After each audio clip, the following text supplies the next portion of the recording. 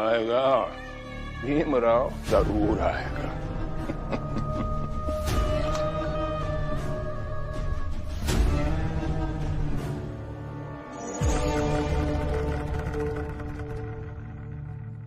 आनंद भैया ने मुझे पहले ही बताया था, ये ऐसे ही करते हैं। ऐसे तो कहेंगे कि रमा तुम जीवन भर मेरे साथ रहो, लेकिन अभी गुस्से में कह दिया तुम नहीं आएगी मेरे साथ, मैं अकेला जाऊंगा। रमा, भीम बचपन से ऐसा ही है। लेकिन मैं पत्नी हूं ना उनकी, मैं सब कुछ जानते हुए भी ऐसे खड़े नहीं हो सकती हूँ ना यहाँ। ऐसे ही रहो जैसे हम रहते हैं। हमें तो बचपन से आदत हो गई है भीम को मुसीबत के बीच देखने की। पिछली बार नंदू के साथ जो भी हुआ, उस वक्त मैंने उसे रोका था। अगर इस बार नहीं जाता तो ऐसी घटना किसी और के साथ हो जाएगी। और ये बात भी सच है, अब भीम मेरे रोकने से नहीं रुकेगा। हाँ रमा, तू भी आदत डाल ले। तेरा पति ऐसा ही है, वो अपने परिवार के लिए, अपनों के लिए कुछ भी कर सकता है। कोई भी रास्ते पे जा सकता है और कोई भी खतरा मोल ले सकता है, और उसकी सजा हम सब भुगतेंगे। यहाँ जो भी कोई रहेगा ना, सबको उसकी सजा भुगतनी पड़ेगी।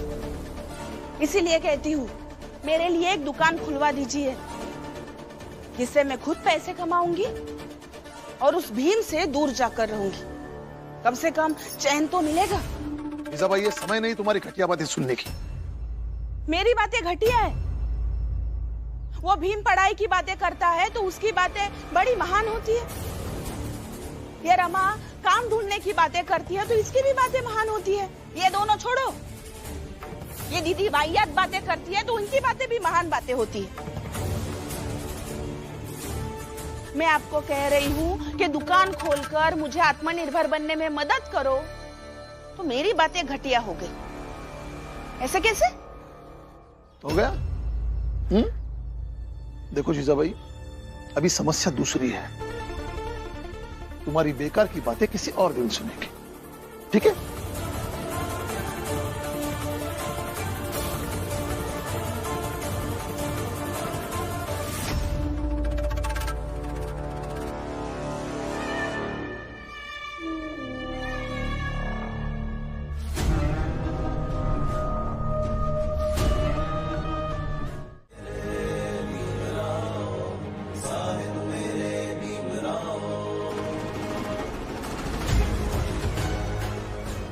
जब तक भीमराव के जीवन में रमा है, तब तक कोई भी अड़चन, कोई भी अवरोध, कोई भी फिसलन इन्हें से गिरा नहीं सकती। उसे एक बार में ही बहा दूंगी। अब जैसे लोगों की घृणित इच्छा कभी पूरी नहीं होने दूंगी। और आप क्या, भीमराव अंबेडकर को कोई भी नहीं रोक सकता, क्योंकि भीमराव अंबेडकर बने ही हैं हर बाधा को काटकर समाज का चेहरा दुरुस्त करने के लिए।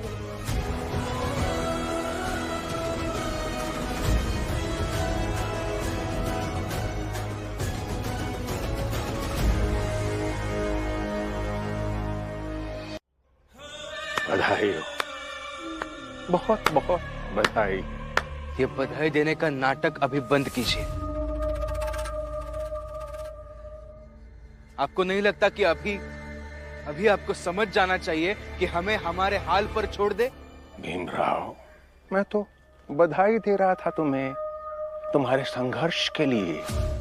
और तुम तो संघर्ष करना जानते हो ना, फिर तुम जैसे संघर्ष करने वाले आदमी को कैसे रोक सकता हूं मैं? अगर तुम वहां फिसल कर गिर गए होते ना भीमराव, तो शायद मुझे तुम पर थोड़ी दया आ जाती। लेकिन तुम तो संभल कर निकल आए भीमराव, तो गिराना तो पड़ेगा मुझे। आज नहीं तो कल।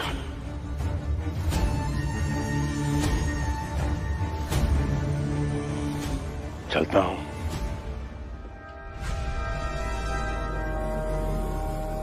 भीमराव, वो तुम्हारी चाल में सबसे बाहर वाला कमरा हितेश का है ना?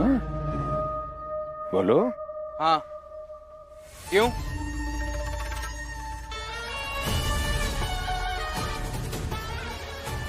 ठीक है।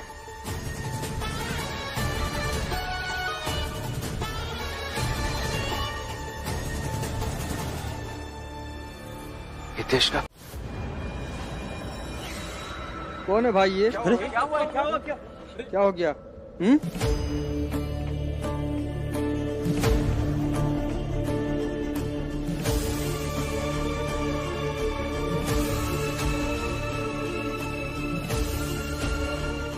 लक्ष्मी, लक्ष्मी, भीम, दीदी, क्या भीम, हुआ अम्मा? पता नहीं आनंद कहाँ चला गया। पता नहीं कहाँ चला गया मतलब? पता नहीं, उसका सामान भी घर में नहीं है और उसे मैंने हर जगह देख लिया। क्या? कहीं उस मेघनाथ ने अब आनंद के साथ कुछ? जीजाबाई, कुछ भी मत बोल। चलिए ढूंढने चलते हैं भैया को। हाँ, बुआ, मैं और अम्मा जाकर भैया को ढूंढ कर ले आते हैं। आप घर में ही रहिएगा और बाबा से भी कहिएगा कि वो बाहर ना आए। चलो। संभल कर जाना। ये कौन है? पता नहीं कौन है। लक्ष्मी। लगता है कि इसकी पत्नी का नाम लक्ष्मी है। लक्ष्मी। अरे जो भी हो, हम इसे अस्पताल लेकर चलते हैं। हाँ हाँ, चलो उठाओ भाई, उठाओ इसे।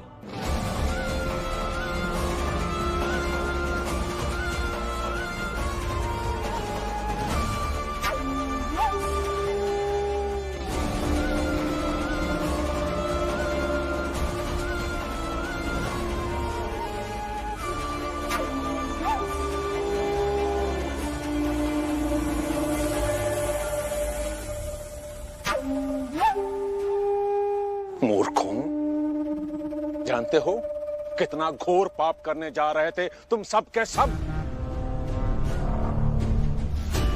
ये जिसे तुम सब अस्पताल पहुंचाना चाहते हो, जानते भी हो ये कौन है? लक्ष्मी, लक्ष्मी, लक्ष्मी, लक्ष्मी, लक्ष्मी।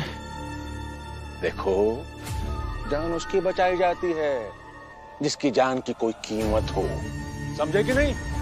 जी हाँ। अरे हाँ नहीं, बल्कि मेरे साथ सब मिलकर बोलो कि जान उसकी बचाई जाती है जिसकी जान की कोई कीमत हो, ताकि ये आनंद मरते समय भी हमारी ये बातें सुनता हुआ मरे। समझ गए? चलो चलो चलो, बोलो बोलो बोलो। जान उसकी बचानी चाहिए, इसकी जान की कोई कीमत हो। जान उसकी बचानी चाहिए, इसकी जान की कीमत हो। जान उसकी बचानी चाहिए, जिसकी जान की कोई कीमत हो। जान उसकी बचानी चाहिए, जिसकी जान की कीमत हो। आनंद भैया। भीमराव, लक्ष्मी तो अभी तक लौट के आई ही नहीं। वो जरूर आएंगे। वो आनंद भैया को कुछ नहीं होने देंगे।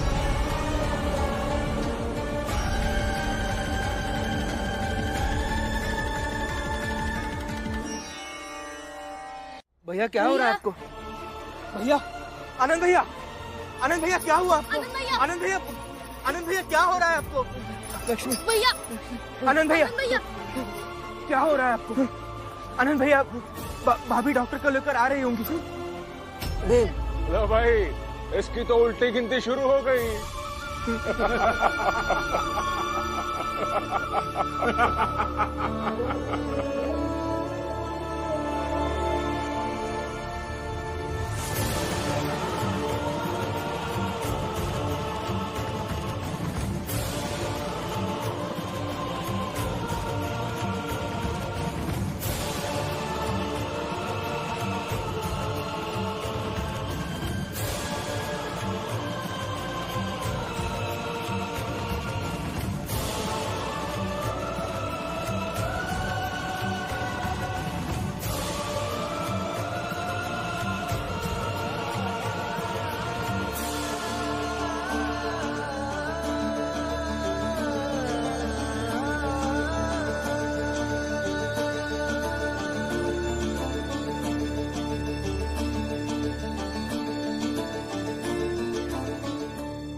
अरे ऐसे चुपचाप खड़े तमाशा क्या देख रहे हो?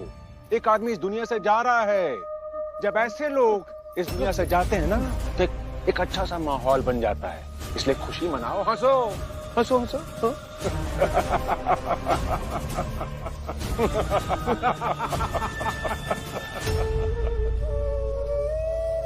दीदी अभी तक नहीं आई है।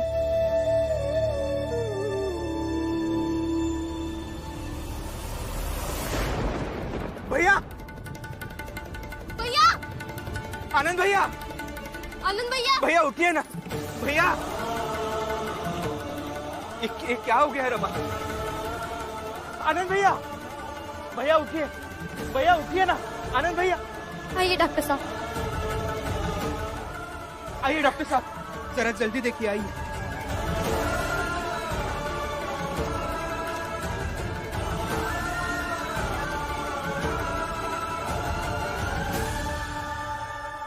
अरे बचा के गया डॉक्टर साहब। आनंद, आनंद, आनंद, भीम, क्या हुआ आनंद को? अरे क्या हुआ होगा? मेघनाथ कहीं बाहर पकड़ लिया होगा और उसकी ऐसी हालत कर दी। ये मेघनाथ किसी को नहीं छोड़ेगा, किसी को नहीं छोड़ेगा, देख लेना। नहीं हितेश काका, मेघनाथ जी ने कुछ नहीं किया है। आनंद भैया रास्ते से जा रहे थे, उन्हें चक्कर आ गया और वो नीचे गिर गए। जो कुछ भी हुआ उन्हें अपने आप हुआ है। लेकिन हाँ, चक्कर आने के बाद मेघनाथ जी ने जो नाटक किया वो एक अलग बात है। कैसा नाटक? अगर आनंद की पत्नी लक्ष्मी दौड़कर अस्पताल जाए और वहां से वक्त रहते डॉक्टर को लेकर आ जाए तो हमें कोई एतराज नहीं।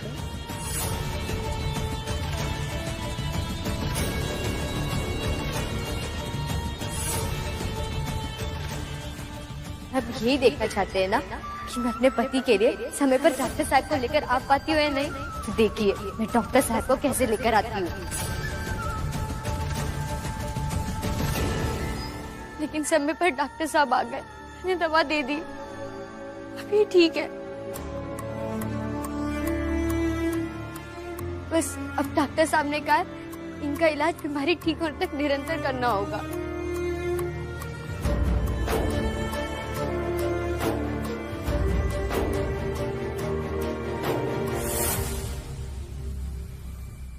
मतलब ये मेघनाथ हवा की तरह कहीं भी पहुंच जाता है, और अगर ये हवा की तरह चलता है तो मेरे कमरे में भी आ जाएगा।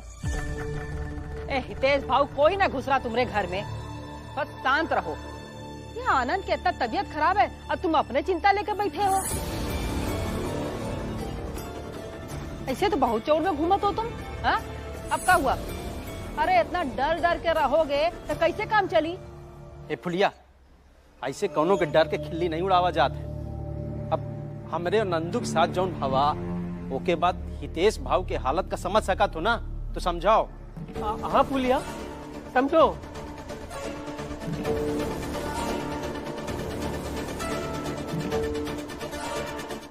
ब्याह के आई तो भीम भाव के समर्थन में भी थी और भीम भाव के खिलाफ भी रही, लेकिन आपके खिलाफ कभी भी नहीं थी। पर आज जो आपने किया उससे मैं बहुत दुखी हूँ। इसका ये मतलब नहीं है कि मैं आपसे चिढ़ने लगूंगी, आपके खिलाफ मोर्चा खोल दूंगी, आपसे बात बात पे लड़ूंगी। नहीं, ऐसा कुछ भी नहीं करूंगी। पर ये बात कभी नहीं भूलूंगी कि जब मेरे पति को इलाज के लिए पैसों की जरूरत थी तब मेरी सास ने पैसे नहीं देने दिए। सास नहीं, सौतेली सास। अब ये याद रखना, आज तक मैं सगी सास बनकर रही, उसके बदले में मुझे क्या मिला? कुछ नहीं।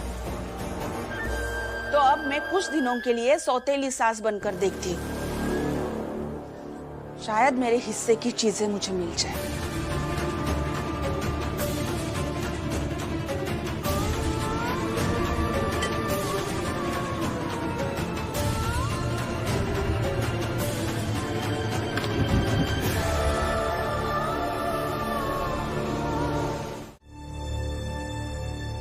मैं और ये दलिया माँ के पास ही ठीक है। दीदी जा बेटे, इसे घर लेकर जा। चलिए आप। रमा, संभाल के।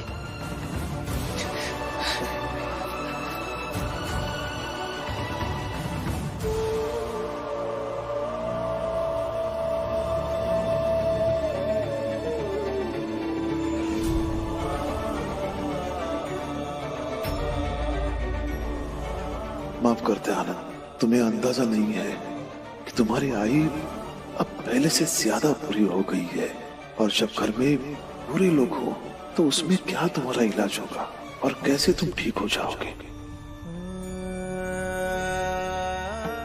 पापा मैं समझ रही हूँ कि आपने ये फैसला क्यों लिया है। आज आई के कारण मैं बुआ, रमा, भीम भाव सबकी नजर में गलत साबित हो गई, और शायद इनकी नजर में भी।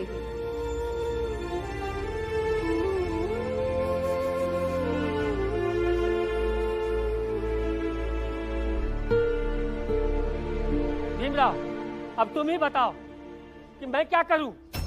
सारी परिस्थितियों की जड़ तुम हो, तो तुम ही इसका हल करो।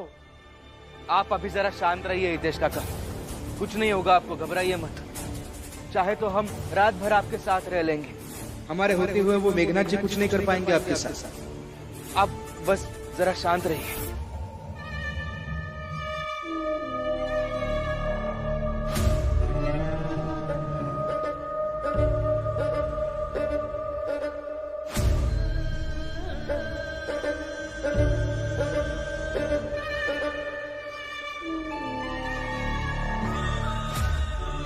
देश के साथ आज रात कुछ तो करना पड़ेगा।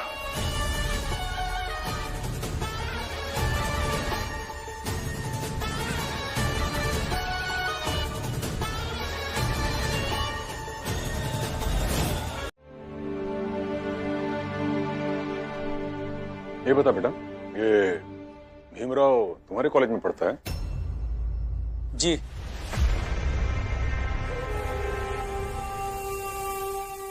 कभी बताया नहीं तूने? बाबा, ईश्वर ने उसे छोटी जात का बनाया, सबसे छोटी। ग्रहों ने उसे गरीब बनाया, 10 दिशाओं ने उसे स्वीकार नहीं किया। ऐसे व्यक्ति के बारे में क्या बताना। हाँ बात तो सही है, लेकिन बहुत क्रोध भरा है उसके अंदर। ग्रह उल्टे हैं, और सीधे तो करने पड़ेंगे ना। वैसे चाय अच्छी बनाई तूने।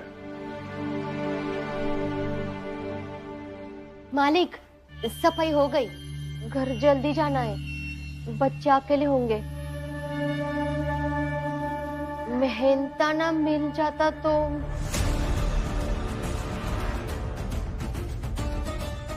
कैसा मेहनताना?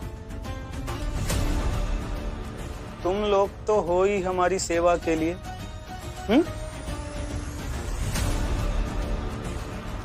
अंदर जाओ, अंदर जाओ, अंदर जाओ। जी जी मालिक। अच्छा किया।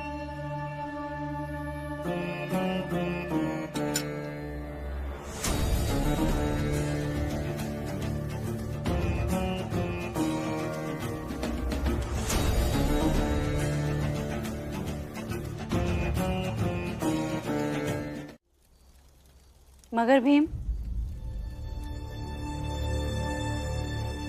इन लोगों ने तुम्हारी बात मानी क्या? और भविष्य में भी तुम इनको कुछ समझाओगे तो ये समझ पाएंगे। इसलिए मुझे ऐसा लगता है कि चाहे तुम कितने भी बड़े बन जाओ, चाहे तुम कितनी भी अच्छी बातें समझा लो, ये क्या कभी समझ पाएंगे?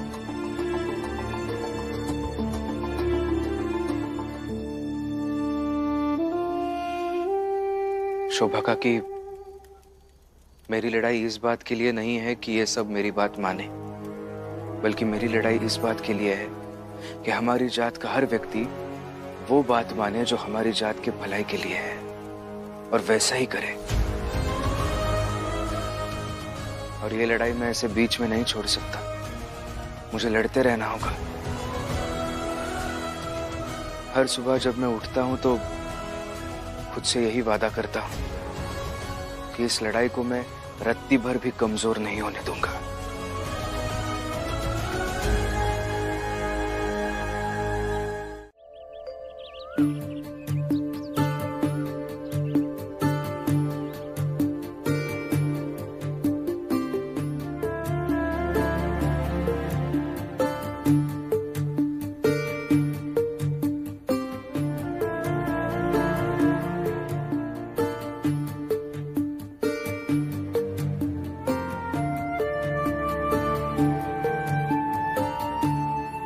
अरे सुबह हो गई, सुबह हो गई, उठाओ। और देखो कुछ नहीं भावा। चोकू काका,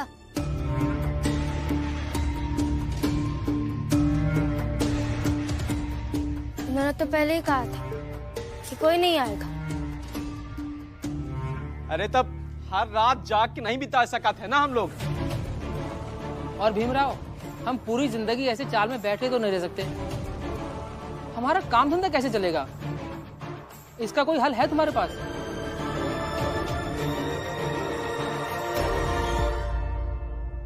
अभी तो कोई हल नहीं है मेरे पास, लेकिन सोचता हूं कुछ ना कुछ हल तो निकाल ही लूंगा।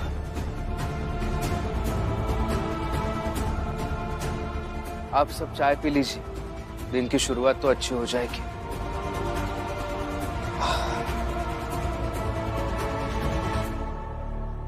अरे ये क्या हल निकालेगा? मैं तो कहता हूँ चल के मेघनाथ के पैरों पर गिर जाते हैं। हाँ, गिर जाए। जैसे हर बार ऊंचे जात के लोगों के सामने गिर जाते हैं, वैसे आज भी गिर जाए। हितेश काका, इतना भी मत गिरिए, कोई आपको उठा ही नहीं पाए। अरे काम धंधा नहीं करेंगे तो हम लोगों का बैठा के खिलाएगी का तू? हैं? अरे शांत रहिए ना आप सब। अगर 1-2 दिन इसी चाल में रह जाएंगे तो जिंदगी नहीं खत्म हो जाएगी। और भीम गया है ना तो कुछ सोच के हल निकाल लेगा। और अगर कुछ समझ में आ रहा है तो करो।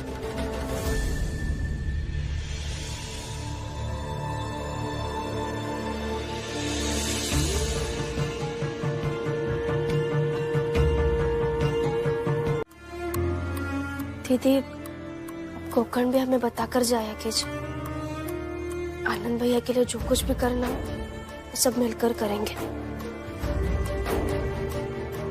पापा ने तो गलत किया भैया के साथ। नाराजगी अपनी जगह थी, भैया को घर के अंदर आने देना चाहिए था। खैर छोड़िए, हम अगर कुछ भी जरूरत पड़े तो हमें बताइए, हम आपके साथ हैं। पैसे यहाँ देने हैं या बाहर जाकर सबके सामने लड़ झगड़ कर देने हैं? ये सब तुम क्यों कर रही हो? किस लिए? दुकान खोलना है मुझे।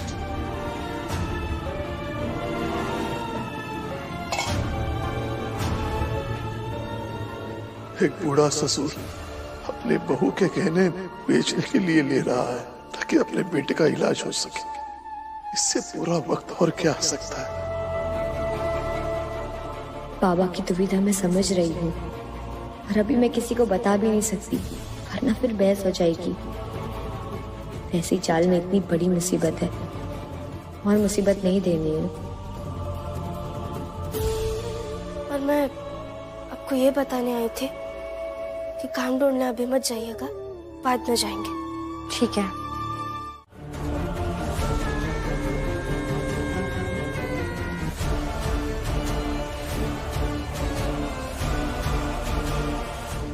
देख क्या रहा है? मार इसे!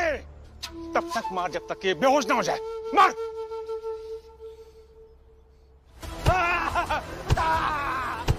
पैर में मार! मुझे धोखा देगा? मुझे धोखा देगा? मुझे धोखा देगा? मेघनाथ के बड़े बेटा शिशुपाल को धोखा देगा? छोटे छोटे बच्चे था, मत मारो था। साहब गलती हो गई साहब, आगे से नहीं करूँगा साहब, माफ कर दो साहब, माफ कर दो साहब, साहब मत मारो।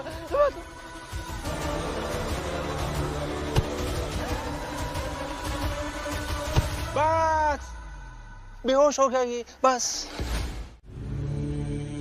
ऐसे मारा क्यों तूने इसे? इसने पहले कहा था शराब की दुकान खोलने के लिए अपनी जगह देगा, लेकिन बाद में मुकर गया। फिर तो मार खाएगा ना। वचन से मुकर जाने पर तो नक्षत्र भी बुरा मान जाते हैं भाऊ। फिर सजा देने के लिए किसी ना किसी को तो आना ही पड़ता है, जैसे कि आप आए।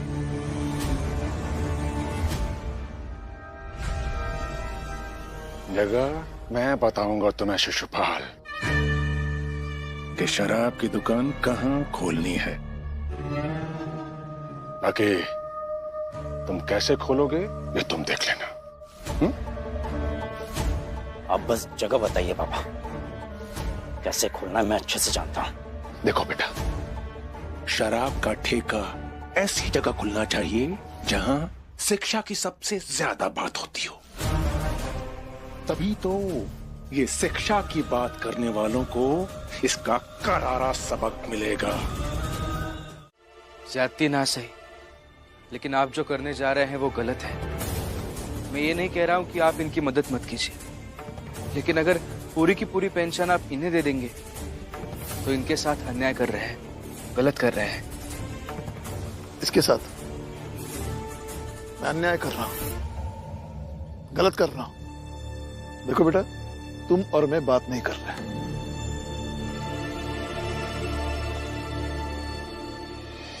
इसलिए तुम तुम्हारा काम करो और मुझे मेरा काम करने दो। बाबा, वो नाराज होना अपनी जगह है, लेकिन आप अभी जो कर रहे हैं उसमें हम आपको रोकेंगे। मेरी पेंशन है, चाहे जो करो। और तुम दोनों होते कौन हो इस विषय पर बात करने वाले? लीजिए।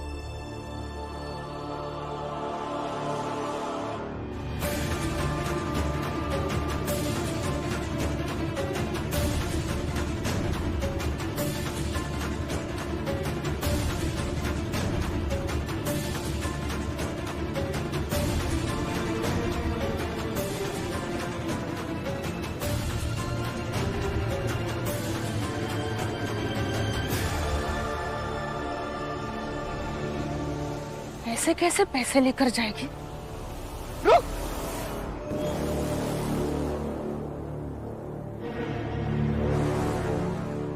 हाथ छोड़िए मेरा, हाथ छोड़ी। मैंने भी हाथ जोड़कर आग्रह किया था, लेकिन तुमने मेरी एक नहीं सुनी। अब चलो।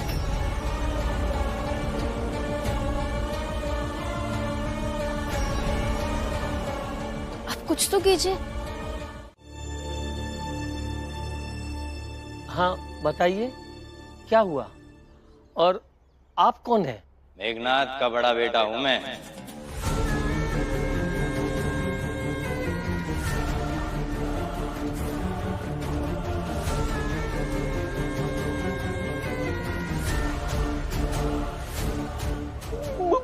मैंने कुछ नहीं किया, मुझे माफ कर दीजिए।